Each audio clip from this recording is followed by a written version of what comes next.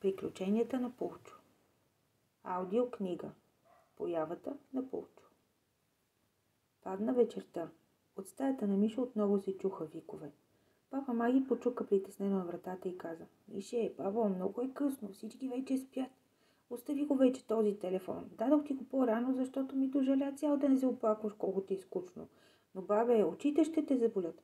Споко, бабо, и без това тъпия ми интернет свърши и сега ще свържи моят живот. Ма как така, бе, Чедо? Ти си още толкова млад за един интернет. Не говори така. Добре, айде, отивай да лягаш. Не се притеснявай. Извика Мишо и отпрати баба си. Но вълнението му бе толкова силно, че той дълго не можа да заспи. Въртя се в леглото доста време, накрая стана и излезна бавно през вратата. Опитваше се да намери безплатна интернет мрежа, но усилията му за сега не даваха плод. Той вървеше из тъмнината с телефон в ръка и следеше движението на чертичките, които до този момент си стояха непокътнати. И да му се не види, извика тихо Мишо. След малко ще ми пуснат честовете и нямам не да си отворя кутиите. Другите така ще тръпнат напред, ще ми изхвърлят от лигата. Вървеше и си мърмореше. Изведнъж от към плевнята се чу тихо сумтене. Мишо се стресна, но любопитството му наделя и той включи фенерчето на телефона си. Внимателно тръгна по посока на сумтенето. Той осветяваше бавно плевнята и внезапно пред него се откри страшна гледка. Младежът се стресна. Отскочи крачка назад, сърцето му запускача силно в гръдния му кош. Той се обърна настрани и повърна. Опита се да се обърне бавно и да се отдалечи, но сумтенето успря. Извърна се леко и отново освети мястото. От края на плевнята го гледаше жалния поглед на бременната вихра, която се гърчеше в родилни болки. До нея лежаха две шарени котрета, но тя беше още неспокойна и сякаш се опитваше да изхвърли още нещо от тялото си. Мишо стоеше и гледаше вцепенен. Минутите летяха, а той не успяваше да вземе решение дали да извика дядо си, да се обади по телефона или да избяга.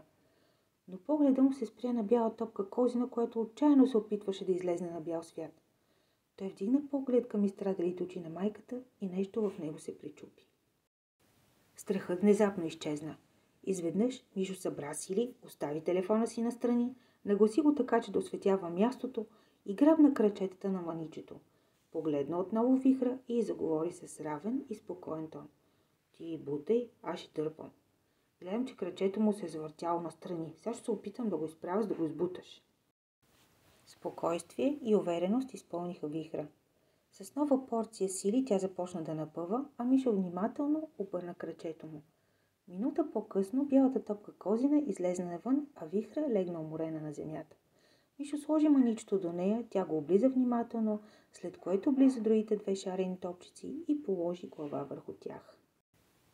Мишо забеляза, че майката и маничетата трепереха. Той не усещаше студ.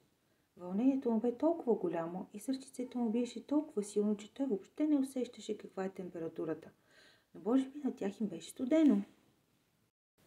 Свали ризата си и ги зави. След това легна до тях, за да ги стопли малко, но умората надви.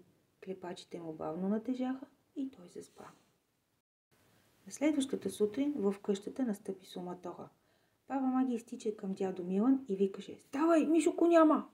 Как така го няма? Извика дядо Милан и набързо обу панталона си. Няма го, като ти казвам, няма го! Вайкаше се бабата. Къде е отишъл? Нали снощи си беше в стаята? Попита притеснено дядото. Чакай, аз му звънна, извика Вика и му набра телефона. Изведнъж тя почу позвъняванията някъде отвън. Май някъде навън, викна тя и всички се втурнаха по посока на телефона. Започнаха да се ослушват по-внимателно и установиха, че звука идва от към плевнята. Дядо Милан се затича и като намери Мишо се разплака.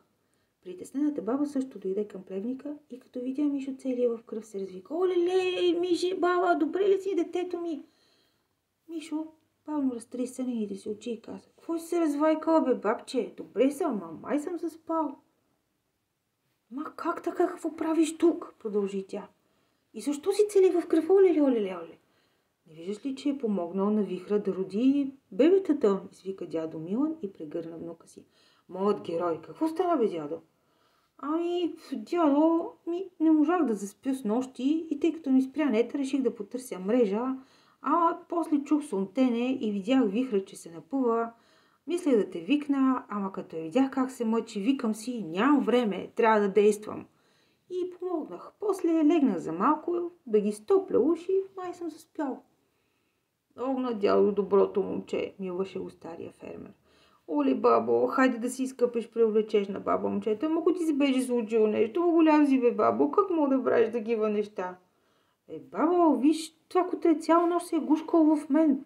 Как да го остава? Ти си му помогнал, бе, бабо, за това. Ей, бате, ти си супер, викаха развълнувани девойките. Оле, какви са яки! Подскачаха около котретата. Може ли да си имаме кученце и да ги кръстим както си искаме? Вълнуваха се те. Разбира се, засмя се дядо Милан. Чакай. Моето бялото ще се казва Пулчо, извика Мишо. Да, все пак ти си му помогнал, значи си е твой. Супер, извика Мишо и се обади развълнуван на майка си. Той разказа с такова вълнение случката, че радост и гордост изпълниха майчиното й сърце. След като си изкъпа и закусва, Мишо отиде в стаята си. Той се опита да влезе в играта си ново, но интернетът му беше изключително слаб. Така че той хвърли телефона на леглото си и скочи навън. Минавайки през кухнята, той се обади на баба си. Бабо, отивам при Пухчо. Добре, Мише, каза баба му с усмивка. Ще забърка прекрасен сладкиш, усмихна се вика. Дейзи, искаш ли да ми помагаш? Аз отивам да си взема кученцето и след това в стаята да репетирам, извика девойката и се запъти към стаята си. Мишо изтича навън и намери дядо си да насочва вихра как да храни бебетата. Дядо, ти защо й помагаш? Вихра още слаба, за пръв път е майка. Тя, както и те първо се учат да се грижат един за друг. Искаш ли да ми помогнеш? Чакай, аз не знам дали ще успея, каза Мишо с разтреперен глас.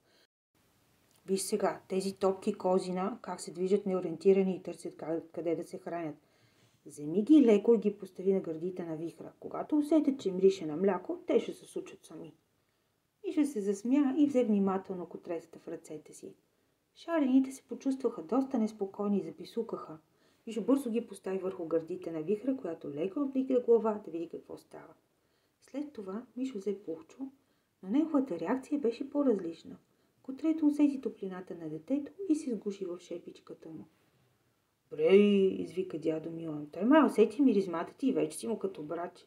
Леле, супер, имам си братче, че тия двете момичета направо ме побъркват, извика Мишо. Дядо Милан се засмя, избърса сълзите си от радост и се запъти към останалите животни.